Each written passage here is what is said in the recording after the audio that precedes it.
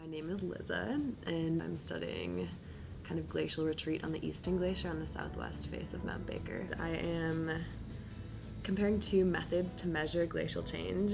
So they're like traditional kind of old school methods that involve putting stakes in the ice and then just measuring how much the glacier is melting at each of those points. And then there's a new method that involves flying drones and taking a bunch of photos and kind of quantifying across the entire surface of the glacier how much it's lowering. And then the second part of my research is linking that melt to the downstream dynamics.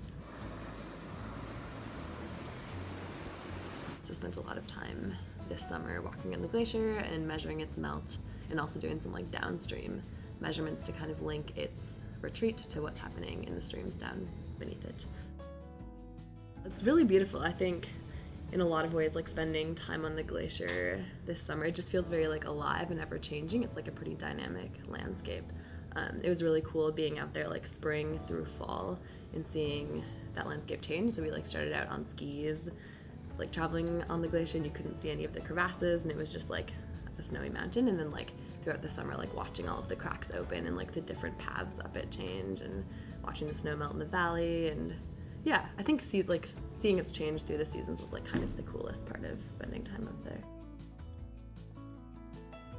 I feel like I often forget when I'm just like bopping around Bellingham that there's like this huge glaciated volcano like right there.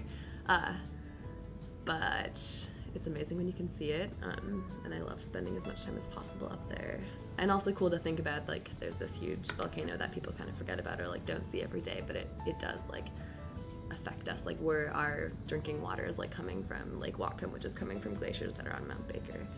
So kind of like thinking about the interconnectedness of it all, even though sometimes it feels far away or out of sight.